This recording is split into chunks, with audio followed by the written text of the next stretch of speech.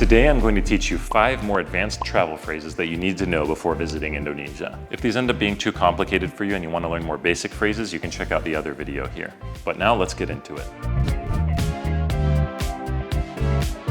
The first thing people ask me when you want to learn a new language is how to say hello. And technically in Indonesian you can say halo, but very few people really say that. Instead, how you greet somebody is based off of the time of day. Good morning, good evening, good night, for example. Except in Indonesian, there are 4 different times of day instead of 3 like there are in English. So instead of morning, afternoon, and evening, they have morning, early afternoon, late afternoon, and evening. And so first we have pagi. Pagi is morning until around 11 a.m. or 12 p.m. And then after that we have siang, which is from 11 or 12 until about 3 p.m. And then sore, which is 3 p.m. until around 6 p.m. or sunset. And then we have malam, which is after sunset. And so for each of these times of day, you say selamat and then whatever time of day it is. Selamat pagi, selamat siang, selamat sore, selamat malam. And malam actually means night, but Indonesians don't say good night the same way we do in English. In English, when you say good night, it means you're leaving or you're not going to see each other for the rest of the night. Selamat malam is a greeting that's more like good evening. If you're going home for the night, you can say selamat tidur, which means happy sleep. For number 2, we have another kind of greeting. And in most of Asia, or most Eastern cultures in general, their main love language is food. When somebody cares about you, they try to ask and make sure that you've eaten or that you've had enough food to eat. And so in Indonesian, you might hear people say, sudah makan belum? Where makan means eat, sudah means already, and belum means not yet. And so altogether, sudah makan belum means have you eaten already or not? And then the answer would be sudah or belum. I have already or I haven't.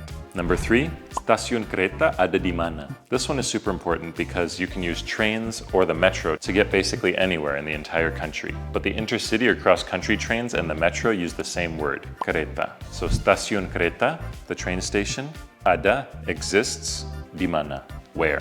And so in order to understand what they're trying to say back to you, we can learn some of the direction words. So first we have belok, which means to turn, kiri, left, kanan, right, lurus, straight, and terus means continue. So you might hear somebody say, belok kiri, terus, belok kanan, terus, lurus. And then one of my favorite words that exists in Indonesian, but no other language that I've learned as far as I know, is mentok. If you try to translate it into English, it'll probably say dead end, but it doesn't really mean dead end. A dead end in English means there's nowhere to turn. You have to turn back the way you came. But mentok in Indonesian means the street that you're on ends, but then usually you have to turn right or left. So it's like a 3-way intersection, but the road you're on is the one that's ending. And it's a super useful word, and it's super fun to say, mentok. And then the last one, number 5, is sekarang jam berapa? Sekarang means now. Jam means hour or clock. And berapa means how much or how many. And so sekarang jam berapa means what time is it now?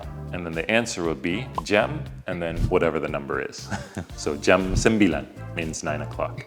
Jam 7 means 7 o'clock. And so if you learn the numbers 1 to 12, you should be able to figure that out pretty easily.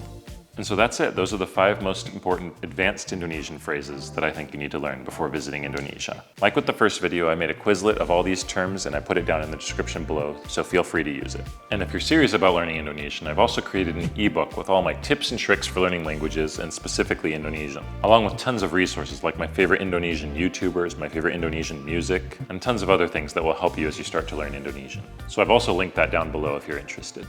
And same as last time, semoga berhasil dengan belajar bahasa Indonesia.